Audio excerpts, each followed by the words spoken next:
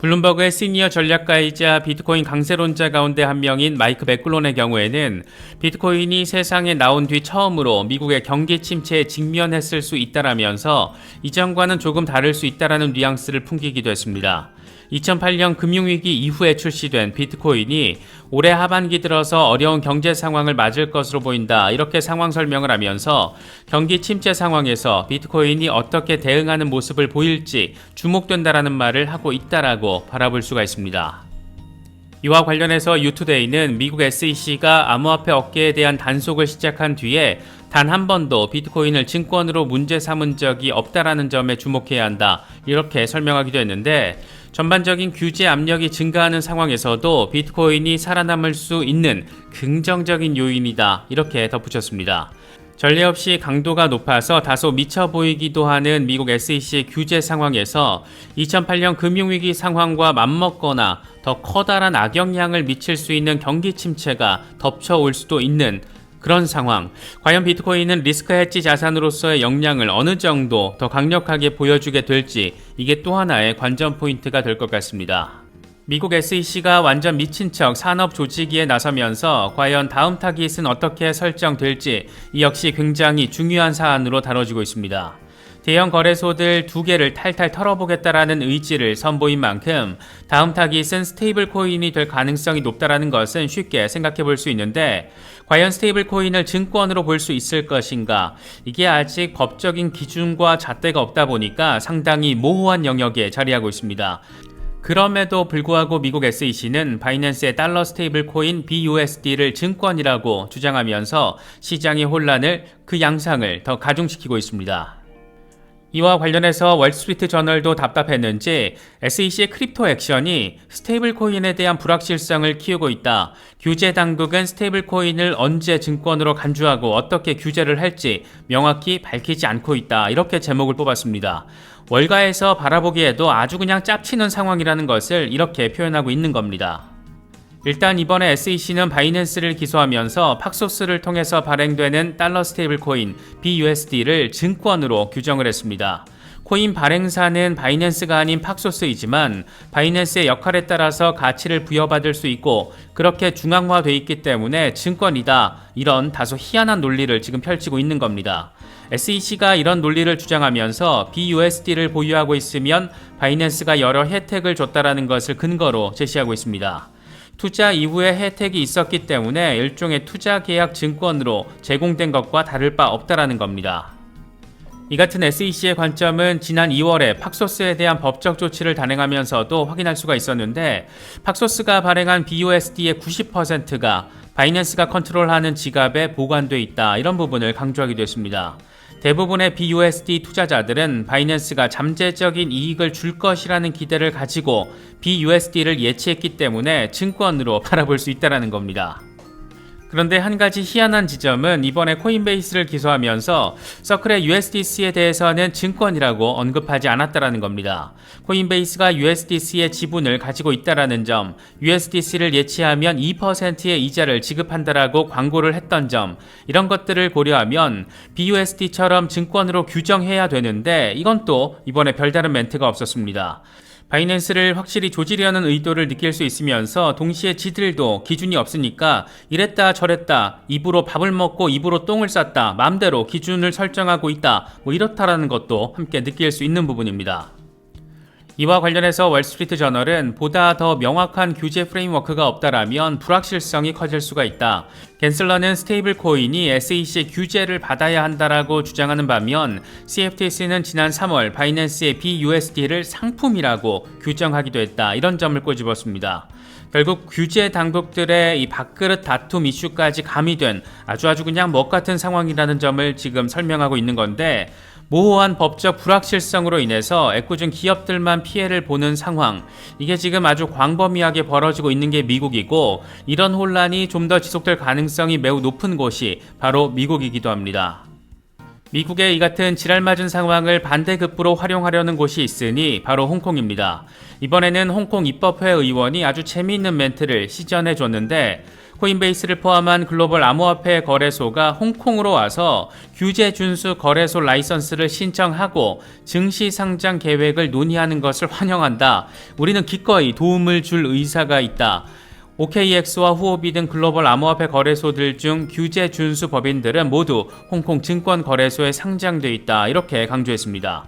홍콩에 와서 명확한 규제 받으면서 거래소 영업 잘 하고 우리는 또 그걸 도울 거고 자연스럽게 홍콩 증시에 상장하면 된다. 이런 떡밥을 아주 강하게 던지고 있는 겁니다. 홍콩의 친암호화폐적인 정책 스탠스는 정부와 의회 차원에서 모두 적극적으로 진행되고 있다는 것을 아주 선명하게 느낄 수 있는 부분인데, 이게 진짜 간단치 않은 것은 앞으로 홍콩에서 벌어질 더 전폭적인 이슈들이 남아있기 때문입니다.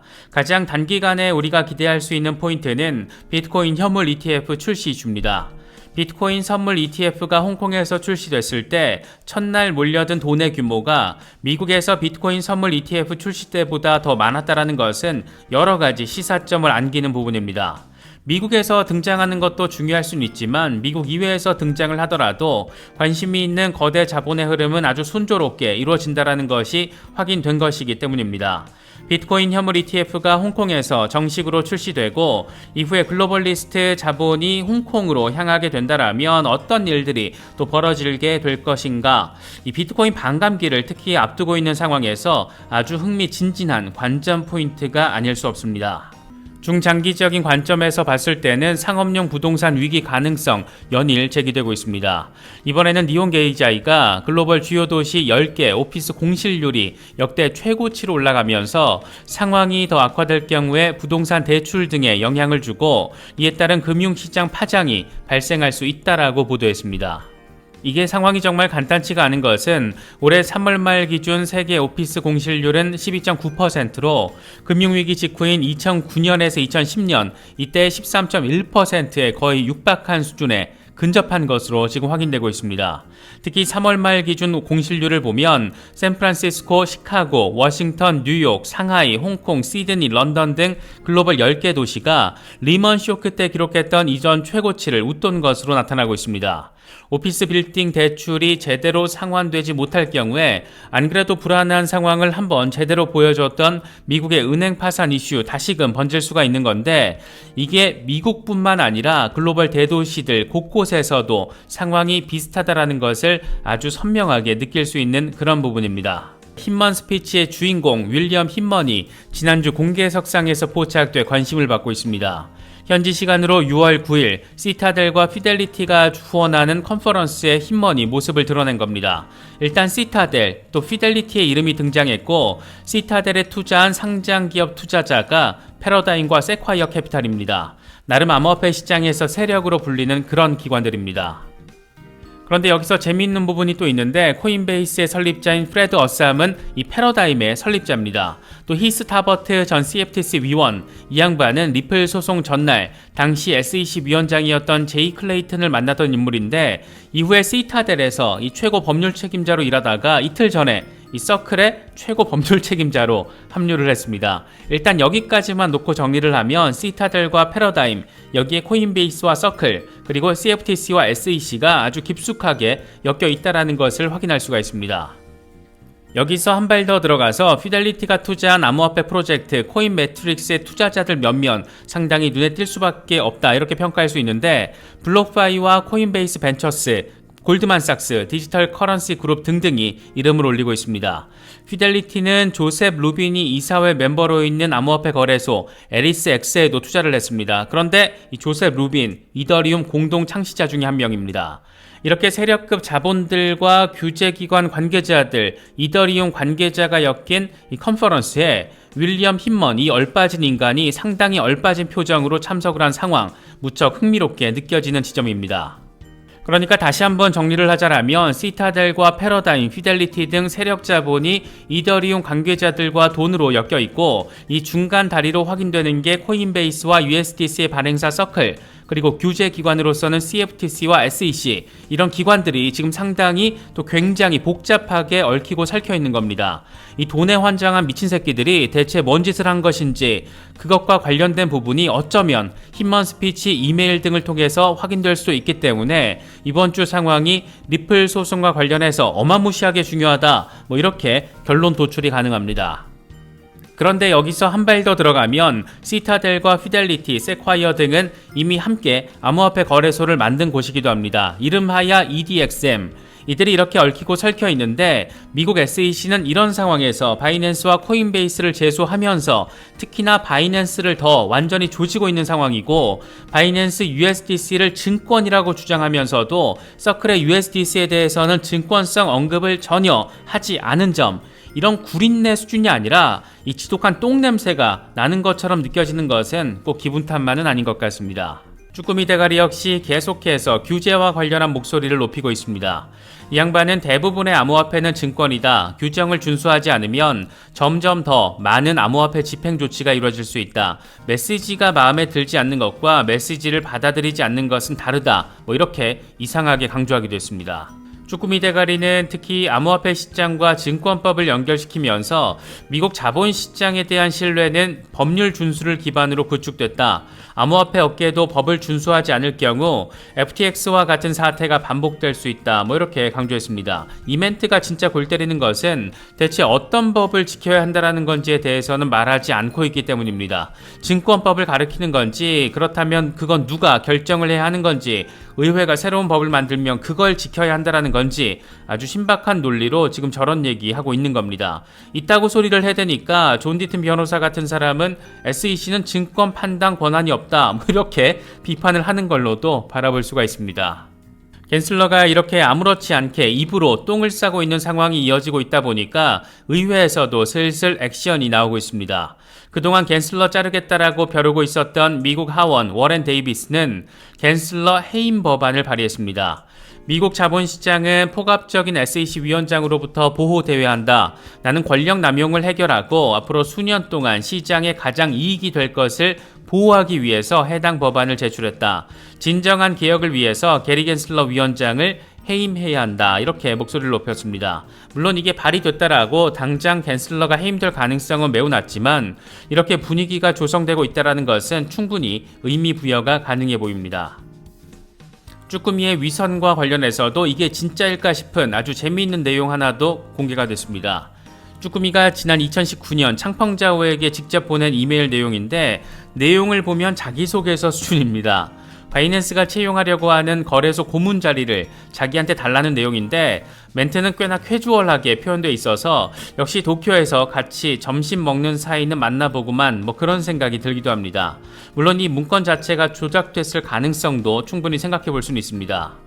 워낙 상상 초월 시대를 살아가고 있다 보니까 갠슬러 공격하겠다라고 이런 문건을 조작해서 마치 진짜인 것처럼 만들었을 수도 있겠지만 어쨌든 바이낸스가 공식적으로 공개한 건 아니긴 합니다. 그럼에도 불구하고 갠슬러가 바이낸스 고문 자리를 요구했다. 이런 점은 이미 바이낸스 변호인단이 공식적으로 밝힌 내용에 해당합니다. 그렇기 때문에 이런 상황과 맞물려서 꽤 재미있는 문건으로 현재 받아들여지고 있는 그런 모습입니다. 마지막에 PS, 추신으로 남긴 멘트가 압권인데 만약에 고문 자리에 날 채용하는 걸 거절할 경우에는 창펑자오 너 후회하게 될 거야 이렇게 표시가 되어 있습니다. 여기서 살짝 조작 냄새가 나긴 하는데 이런 것조차도 관심을 끌고 있는 분위기는 분명해 보입니다. 미국 연준의 금리 인상이 일단은 멈춰섰습니다. 지난해 3월부터 10번에 걸쳐서 진행된 금리 인상이 15개월 만에 일시 중단된 겁니다. 1980년대 이후 가장 빠른 속도로 금리를 올렸던 게 지난 1년 3개월의 시간이었습니다. 물론 예상대로 아예 멈춘 건 아니고 잠깐 멈춘 건데 이럴 거면 그냥 차라리 올리지 그랬냐 그런 생각이 들 정도로 강한 매파적 동결의 의미를 확인했습니다. 매파적 동결과 관련한 포인트 지점은 크게 세 가지 정도입니다. 먼저 연준의 목표치 2% 부분입니다. 이번 금리 동결과 관련해서 연준은 성명서를 통해서 목표 금리를 일정하게 유지하면서 추가적인 평가가 가능할 것이다. 연준은 인플레이션을 2% 목표로 되돌리기 위해서 강력하게 노력하고 있다. 이런 점을 분명히 했습니다. 또 하나는 연내 2번 정도 추가 금리 인상 가능성입니다. 이건 FOMC 위원들의 금리 인상 전망을 보여주는 점도표를 통해서 확인이 됐는데 적어도 0.25%를 넘는 금리 인상이 이루어질 것이라는 점이 확인이 된 겁니다. 점도표상 올해 연말 금리 예상치 중간값은 5.6%로 제시가 됐는데 이건 지난 3월에 전망치였던 5.1%를 넘어서는 수치이고 이게 맞춰지려면 올해 2번 정도의 금리 인상이 이루어져야 한다. 그 가능성을 내포하고 있다라고 해석할 수 있습니다. 세 번째 포인트는 두 번째 포인트를 뒤집어서 한 번 더 강조한 것으로도 바라볼 수가 있는데 올해 안에 금리 인하 가능성 없다라는 부분 역시 강조가 됐습니다. 이와 관련해서 제롬 파월 의장은 올해 안에 금리를 인하하는 것은 부적절하다. 올해 안에 금리를 내린다라고 한 적 없다. 이런 점을 강조하면서 물가 안정을 최우선 순위에 둘 거라는 점을 다시금 분명히 했습니다. 시장이 바라는 부분, 어쩌면 연말 전에 금리 인하가 이루어질 수 있는 부분에 대해서 시원하게 찬물을 끼얹어 버린 겁니다. 단기적으로는 비트코인 시세가 휘청거리다 보니까 불안감을 느낄 수도 있고 특히 규제 이슈로 정신 나간 상황이 펼쳐지고 있는 미국의 현재 상황을 바라보면 더 답답하게 느껴질 수도 있지만 미국의 레거시 금융 세력 자본의 움직임을 보면 뭔가 일이 벌어지긴 벌어질 것 같다. 그런 생각을 떨치기는 어려울 것 같습니다. 간단히 정리를 하면 미국 시장 어수선하고 정신없지만 이 와중에 블랙록과 뱅크 오브 아메리카, 피델리티는 비트코인에 간접적으로 아주 적극적으로 투자를 하고 있다는 겁니다. 먼저 미국에서 두 번째로 규모가 큰 은행인 뱅크 오브 아메리카. 이 은행 총 자산은 2,330억 달러, 운용 자산은 3조 달러가 넘는 은행. 그런데 이 은행은 올해 1분기에 지구상에서 가장 많은 비트코인을 보유한 상장 기업 마이크로 스트래티지에 대한 노출을 47,800% 증가시킨 것으로 나타났습니다. 비트코인 현물 ETF가 없는 미국에서 비트코인을 직접 매수하지 않고서 비트코인에 노출시킬 수 있는 가장 쉬운 방법, 바로 상장기업 마이크로 스트래티지의 주식을 통해서 간접 투자를 하는 겁니다. 결과적으로 뱅크 오브 아메리카는 마이크로 스트래티지의 지분 2.37%를 가지게 됐습니다. 뱅크 오브 아메리카보다 3배 더 많은 마이크로 스트래티지 지분을 가진 곳은 블랙록, 지분 6%, 1억 5,600만 달러 이상의 가치 해당합니다. 여기에 마이크로 스트래티지에 대한 노출을 28,000% 증가시킨 또 다른 금융기관이 있는데 바로 피델리티입니다. 비트코인 가격이 고점 대비 60%가 빠진 상황에서 이들 세력급 자본들은 왜 이렇게 강하게 비트코인에 간접 투자를 하는 걸까? 시장이 단기적으로는 요동치고 있지만 거대 금융 자본 세력들은 비트코인을 통해서 뭔가 큰 그림을 그리고 있다라는 점, 이런 현실적인 상황을 통해서도 확인할 수 있는 게 아닐까 생각됩니다. 이와 관련해서는 더 재미있는 부분들도 많이 있는데 이건 내용이 좀 많아서 멤버십 라이브를 통해서 조금 더 심층적으로 짚어보도록 하겠습니다. 투자 심리도 비트코인의 지배력도 조금은 완화시킨 결정적인 재료를 제공한 주인공 단연 블랙록입니다. 블랙록은 비트코인 현물 ETF 상품인 iShares 비트코인 트러스트를 출범시키기 위해서 미국 SEC에 신청서를 제출했다라고 밝혔습니다. 블랙록은 주식으로 거래되는 ETF는 투자자들이 거래소나 또 P2P 등을 통해서 비트코인을 구매하고 보관하는 것과 달리 더 손쉽게 비트코인에 접근할 수 있게 해준다. 이렇게 밝히면서 비트코인 현물 ETF의 필요성과 의미를 강조하기도 했습니다. 세계 최대 규모의 자산 운용사이자 이미 비트코인 산업에 굉장히 깊숙하게 들어와 있는 블랙록이 지금까지 계속해서 비트코인 현물 ETF 신청을 거부해왔던 SEC를 향해서 진격, 돌격 앞으로를 외쳐버린 겁니다. 재미있는 부분이 하나 더 있는데 비트코인 ETF 관리자로 미국 최대 규모의 암호화폐 거래소 코인베이스를 지정한 부분입니다.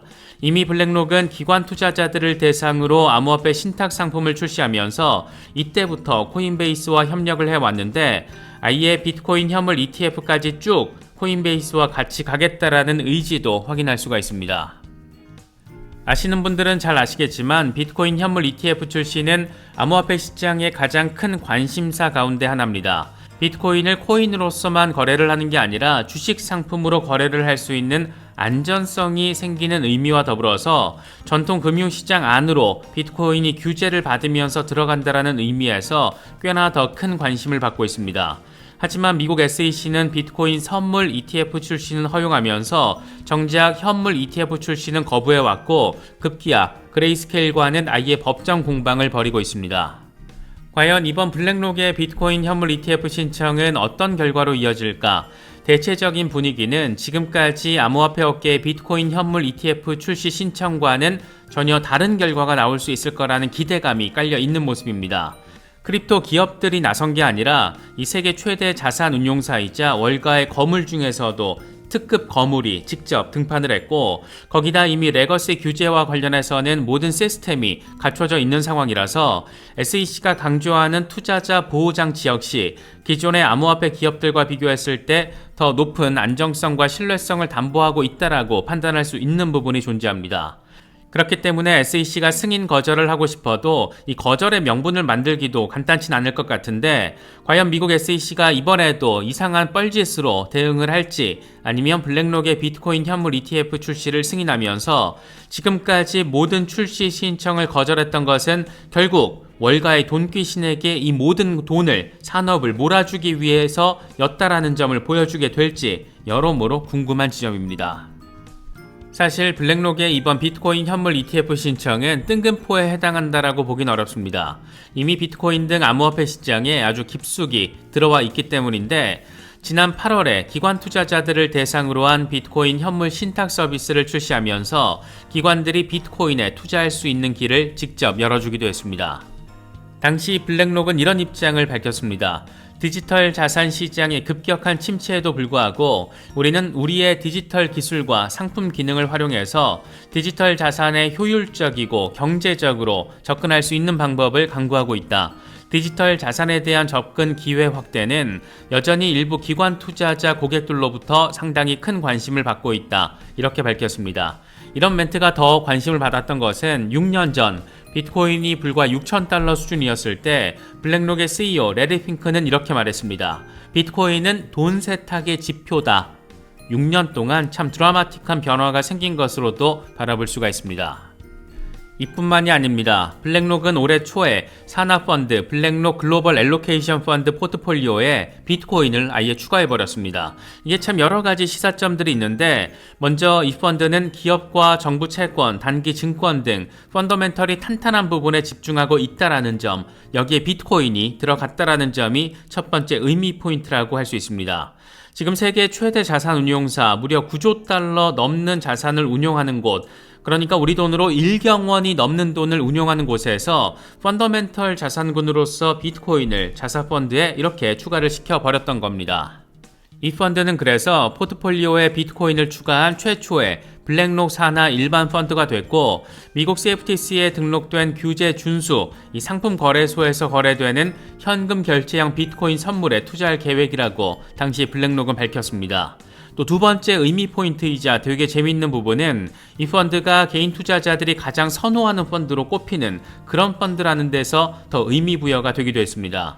결국 블랙록은 거대 기관들의 자금을 운용하면서 동시에 개인 투자자들에게 가장 인기 있는 펀드에 비트코인을 포함시켰던 것으로 바라볼 수 있습니다. 여기까지만 놓고 보면 블랙록은 이미 기관과 개인들이 암호화폐 시장에 좀 더 안정적으로 들어올 수 있는 길들을 만들었던 것으로 바라볼 수가 있고 그만큼 이 산업이 돈이 될 거라는 점을 확신한 기업으로도 바라볼 수 있을 것 같습니다. 여기에 더해서 블랙록은 지구상에서 가장 많은 비트코인을 보유하고 있는 상장 기업 마이크로스트래티지의 지분 6%를 가지고 있는 대주주입니다. 이미 1억 5,600만 달러 넘는 규모의 지분을 확보하면서 직접 비트코인에 대한 간접 투자를 진행하고 있는 셈입니다. 이 같은 상황을 놓고 종합적으로 바라보면 블랙록은 기존 월가의 거물이라는 현재 타이틀과 더불어서 혁신산업까지 죄다 먹어버리면서 앞으로의 미래적인 먹거리까지 이미 다 장악하려는 의지를 확인했고 이미 현실화 국면에서 하나둘 세상 속에 구축해버리고 있는 것으로도 바라볼 수가 있습니다. 돈 귀신들이 진짜 무서운 것은 이게 한 가지 상황만 구축하기도 사실 진짜 어려운 일인데 지금 블랙록은 암호화폐 산업과 관련해서 돈이 되는 거의 모든 영역에 이미 들어와 있다라고도 바라볼 수가 있습니다.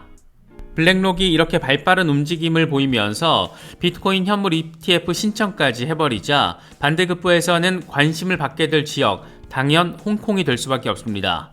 나름 미국이 규제 이슈로 혼란스러운 때를 틈타서 전격적으로 비트코인 현물 ETF 출시 가능성이 점쳐져 왔던 곳이 홍콩이기 때문에 블랙록의 이 같은 움직임은 홍콩에서의 비트코인 현물 ETF 출시를 앞당기게 만드는 재료로 작용할 가능성도 상당히 높다라고 바라볼 수가 있습니다. 세상 돌아가는 국면이 이래저래 참 골 때리게 느껴지는 것은 꼭 기분 탓만은 아닌 것 같습니다.